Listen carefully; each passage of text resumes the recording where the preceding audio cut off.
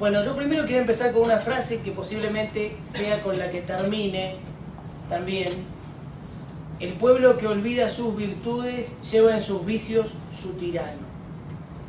Ahí va una reflexión, ¿no? Yo sostengo que vivimos en un tiempo de relativismo, después voy a ahondar un poco en eso, ¿no? Es necesario hacer un llamado para que desde las familias y desde lo solidario podamos encauzarnos un poco en valores, ¿no? Hoy vemos que la sociedad en Argentina y en otros estados está enferma. Hay una sociedad enferma y todo empieza en la familia, que es la primera escuela. Y desde luego cuando hablamos de educación y de valores hablamos de ética como fundamento primero. Bueno, hecho esa aclaración, quiero primero comentarles un poco de mi país, de Argentina. Podría estar horas hablando de Argentina, no voy a hacerlo, pero sí voy a contarles algunas cosas que son significativas para mí por lo menos y para mi historia y mi recorrido periodístico. Agustín lo sabe muy bien, yo venimos de un país con los mejores paisajes, con todos los climas y con una sociedad que empieza de a poco a despertar. Ese país que tiene como referentes a Borges o a Sarmiento, en los últimos tiempos lamentablemente ha involucionado. Yo digo que si Cuba está con el comunismo instalado, Argentina tiene instalada la mafia, el autoritarismo y la independencia de los poderes públicos. Ustedes habrán escuchado el caso resonante del asesinato del fiscal Nisman, que es solo parte de un entramado en medio de una sociedad en donde los políticos sin control hacen lo que quieren y levantan constantemente la bandera de la corrupción, que es lo peor, a mi modo de entender, que puede tener un político. Y allí yo destaco también una frase que es aplicable tanto a Argentina, a Venezuela, a Cuba. Gobierno rico, burócratas con palacios y alfombras rojas y pueblo pobre.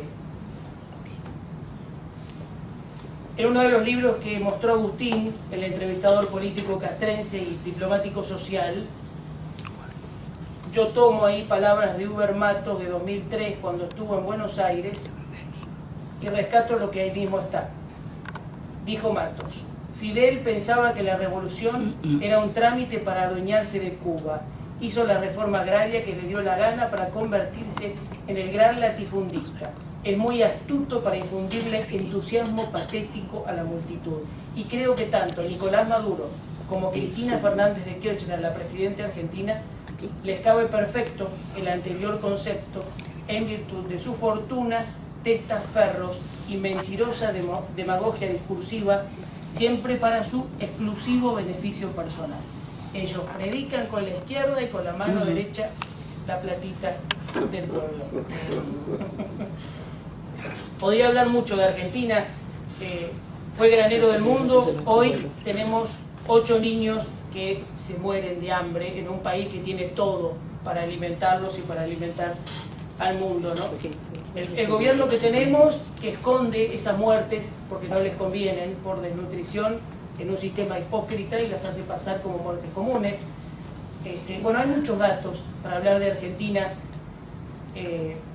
Un dato particular, hablando de los presos políticos, nosotros tenemos en Argentina ex militares que combatieron a la guerrilla al estilo FARC, al comunismo, guerrilla comunista formada en Cuba, que se infiltró en Argentina como en otros lugares de Latinoamérica. Y justamente yo rescato el caso del comisario Luis Abelardo Patti, que es un comisario bonaerense, que fue luego de comisario intendente de Escobar, haciendo una muy buena gestión, sobre todo combatiendo el tema de la inseguridad, que tiene más de 20.000 muertos en Argentina, constante, los asesinatos. Este señor fue votado por medio millón de personas. La mafia política no lo dejó asumir. La sociedad enferma lamentablemente no salió a la calle como debería haber salido en otro tipo de estados. Así todo, el tiempo pasa y él es un preso político más. Un preso político más que está en una condición de salud espantosa, que su familia ha ido a Naciones Unidas a reclamar que en esa cárcel común donde él está se le dé una asistencia médica.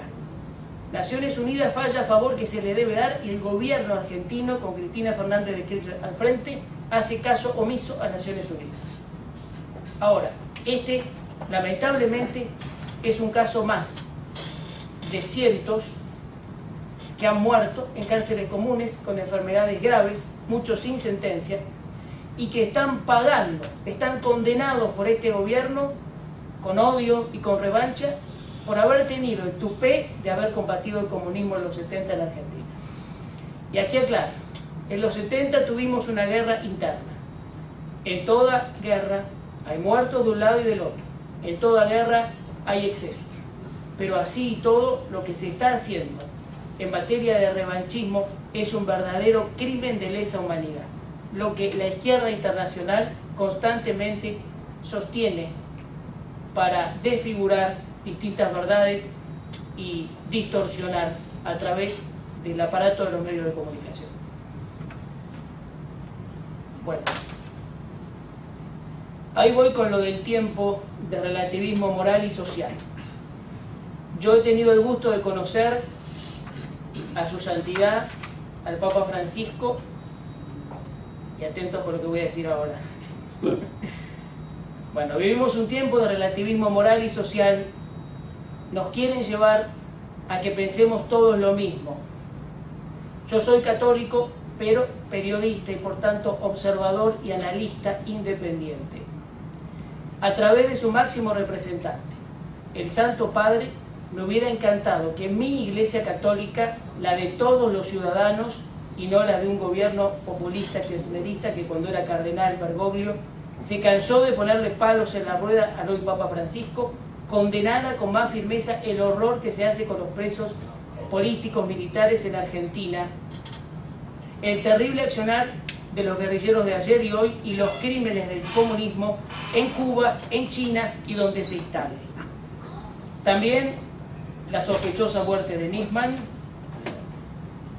el enriquecimiento ilícito de muchos gobernantes, ahí estamos mejor, kirchneristas,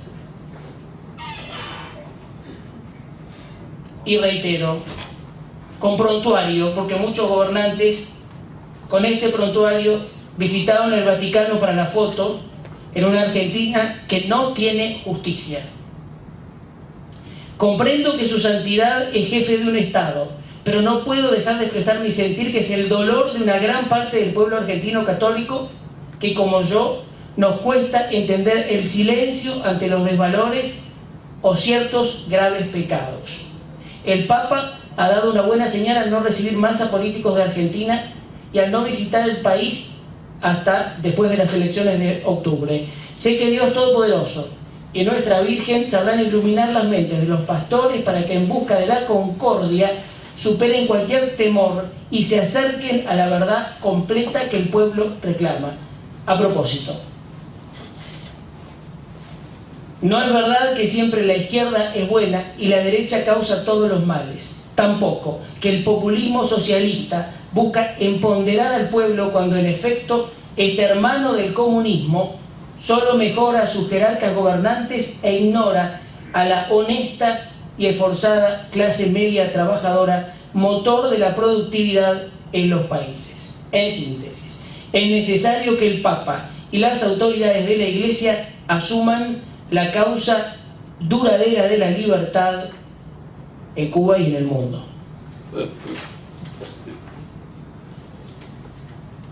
Bueno, hablando de mi país podría estar 3 horas. Agustín, tú lo sabes, hemos tocado en TV Radio Miami el caso también de la base de espionaje satelital que China tiene en Argentina, que ha cedido tierras por 50 años. Ustedes se imaginan lo que puede pasar con todo esto, pero se vende al mejor, o como yo diría en este caso, al peor postor. Pero bueno, así estamos. El comunismo sigue haciendo de las suyas, aliándose con los corruptos, con los sinvergüenzas. Bueno, ahora vamos a hablar un poquito de la cuestión histórica, el triunfo de la guerrilla castrista en 1959 convenció a las izquierdas de que la lucha armada era la única estrategia posible para tomar el poder y proclamar ese régimen socialista. En este contexto surgieron grupos decididos a copiar la experiencia cubana resumida por el Che Guevara en el manual Guerra de Guerrillas. Poco se dice, en la República Argentina se abrieron 3 focos rurales. Mediados de 1959, Ejército de Liberación Nacional, Uturuncos, en la provincia de Tucumán, fundado en La Habana por John William Cook, consistió en un conglomerado heterogéneo de jóvenes que se decían justicialistas y que bregaban por el retorno al país de Perón. En la banda había de todo y su jefe, Enrique Manuel Mena, cayó luego preso, recluido en una cárcel de Tucumán. Luego, a finales del 60, se fugó a Cuba, donde continuó con el adoctrinamiento y la instrucción. En 1970 se supo que murió en la República Argentina. Esta primera operación guerrillera fue pergeñada desde Cuba por el exdiputado justicialista John William Cook para las calculadas reacciones junto con su compañera, la dirigente comunista Alicia Eguren. Y podríamos seguir porque esto tiene distintas cuestiones. En 1963, el Ejército Guerrillero del Pueblo, en la provincia de Salta, fundado en La Habana por el Che Guevara. En sus filas tenía al guerrillero Roberto Mario Santucho. En Orán, Salta, surgió a comienzos de 1963 al mando del periodista argentino Jorge Massetti, íntimo del Che Guevara, y la conducción militar del capitán cubano Hermes Peña Torres, que formaba parte de la guardia personal del Che. Y aquí destacamos que la operación fue organizada por Abelardo Colomé Ibarra, que con los años alcanzaría la jerarquía de general del Ejército de Cuba y se desempeñaría como ministro de Interior de Castro, Fidel Castro. El entonces gobierno radical argentino del presidente Arturo Illia denunció lo que ocurría y el canciller de entonces, Miguel Ángel Zavala Ortiz, informó al Congreso de los planes cubanos y la presencia en la isla de centenares de jóvenes argentinos que viajaron secretamente para recibir instrucción militar y afianzar la ideología. 1968 tenemos las Fuerzas Armadas Peronistas también en Tucumán. Y ahora volvemos un poco más cerca del presente, y este dato es importante que lo conozcan también. Año 2005, gobierno de Néstor Kirchner, difunto marido de la señora presidente Cristina Fernández de Kirchner. En 2005, el gobierno cubano pidió, Castro comunismo, ahí digamos, porque si no nos metemos en lo que la prensa de izquierda quiere instalar como un gobierno legítimo, ¿no? Autoritarismo del Castro comunismo. Bueno, en 2005 le pide Castro a Néstor Kirchner repatriar los restos de Hermes Peña Torres, reconociendo así la participación de militares cubanos en Salta. El carácter cubano del Ejército Guerrillero del Pueblo fue tan descarado que su bandera fue una réplica exacta del castrista Movimiento 26 de Julio. Años después, gracias a la vergonzosa colaboración del corrupto presidente Néstor Kirchner, los restos de Hermes Peña Torres, que invadió el territorio argentino y causó la muerte de un gendarme nuestro argentino, fueron depositados en el Memorial Che Guevara de Santa Clara en ceremonia oficial precedida por el citado entonces ministro y miembro del Comité Central del Partido Comunista. Con esto, resumo y digo, la guerrilla cubana en Salta no fue una agresión aislada como en otras provincias en Tucumán, sino que formaba parte de una estrategia destinada a exportar la revolución a toda América Latina. Entre 1959 y 1967, Fidel Castro envió un total de 240 oficiales y suboficiales del ejército cubano y 340 civiles latinoamericanos entrenados en Cuba para que iniciaran focos guerrilleros en Panamá, Santo Domingo, Haití, Nicaragua, Venezuela, Colombia, Bolivia y la citada República Argentina. Por estas agresiones, Venezuela y Colombia lograron que Cuba fuera expulsada de la OEA en 1962. Y aquí, bueno, tenemos una lista enorme de cómo fue derivando todo el tema de la guerrilla. Ya de los 70 pasamos a los 80 y podríamos seguir casi hasta principios de los 90 con Gorriarán Merlo y todas las heridas que hoy seguimos sufriendo en la República Argentina. El tema de Hugo Chávez, la asociación directa con los objetivos de Fidel Castro, los planes que pergeñaron, que dieron inicio al ALBA, y utilizando el poder económico de Venezuela, el plan para subvertir el orden social, político y económico de toda el área.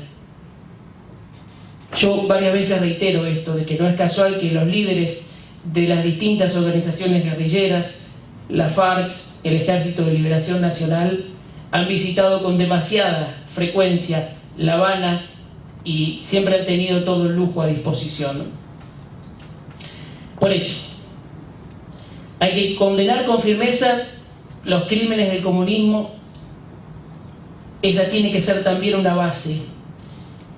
Por supuesto que es un tiempo en el que necesitamos unidad, pero la unidad, si se aleja de la verdad, difícilmente pueda concretarse.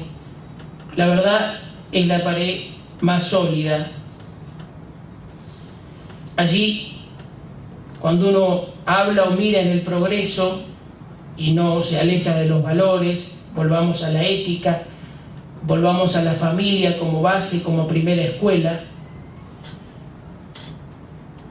No puedo creer, y viene aquí inmediatamente a mi mente cuando escucho a la presidenta argentina, y no digo mi presidente porque no la siento, mi presidente, lamentablemente, cuando dijo en cadena nacional: los yanquis tardaron 53 años en darle la razón a Fidel. Ahora, ¿qué otra cosa puede decir una persona como esta? Corrupta, que ha pervertido todas las instituciones fundantes de la patria, que se ha unido a Venezuela. Sinceramente, no se puede esperar otra cosa. Por cierto, en el restablecimiento de las relaciones Estados Unidos-Cuba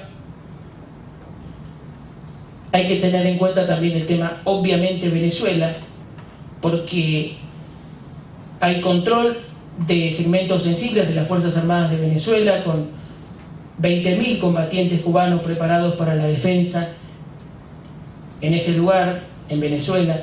Yo sostengo una y otra vez que más allá de los negocios, considerando la pobreza y la situación que vive la gente en Cuba, el punto más importante es la libertad de los cubanos. La ansiedad de la Casa Blanca por llegar a la Cumbre de las Américas de Panamá, ahora en abril, con unas negociaciones avanzadas y las embajadas establecidas y el diálogo fluido, también ha sido la mejor baza de los cuestionados Castro. Hay otro tema sensible, y es que Cuba ha sido una figura central en el tema de terrorismo,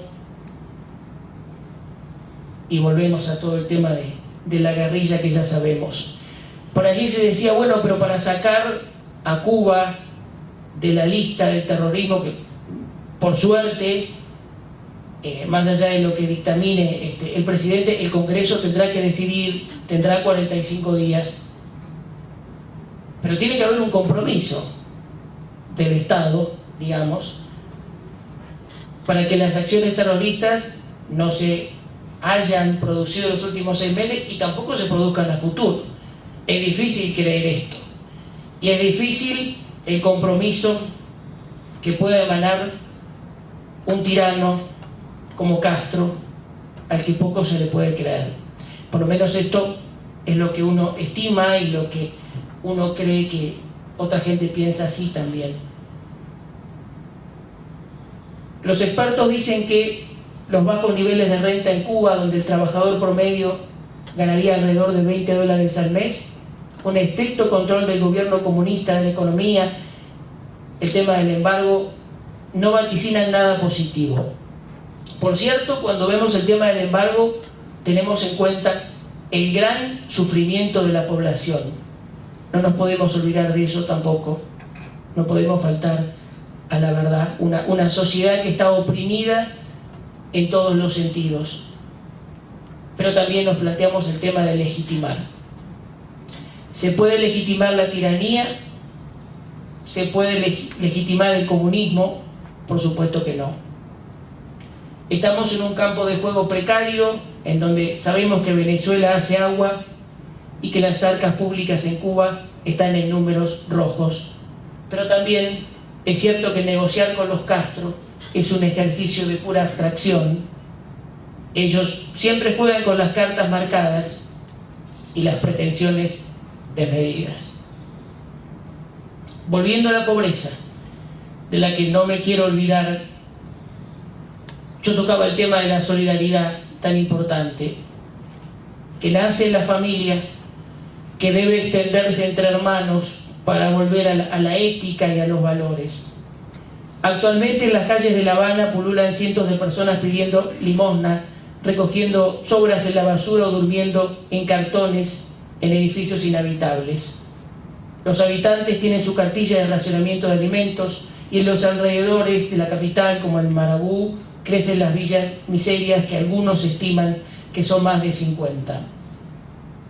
Es difícil pensar en una Cuba libre cuando no permiten ni siquiera que se difunda información que incomoda al régimen. Es más, el gobierno de Raúl Castro sigue censurando, sigue prohibiendo la libre circulación de noticias e informaciones. Es fundamental el mayor acceso a las comunicaciones. Lo que se utiliza ahora como término, el empoderamiento de los pequeños empresarios y que se respeten los derechos sociales. Es cierto que la mejor vía para el acercamiento entre los dos gobiernos es el respeto.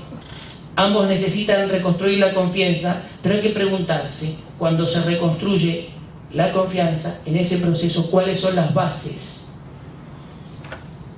Por eso es importante darle lugar a la luchadora disidencia cubana, al querido exilio, y ojalá que toda esta labor y esta lucha pueda trasladarse a través de los valores éticos y de la educación a las respectivas familias para que esto no quede en el olvido. Necesitamos todos seguir en esta lucha por la libertad para que el comunismo no nos gane y la estrategia de la prensa internacional que sigue operando reciclada en ONGs no haga lo propio. Bien.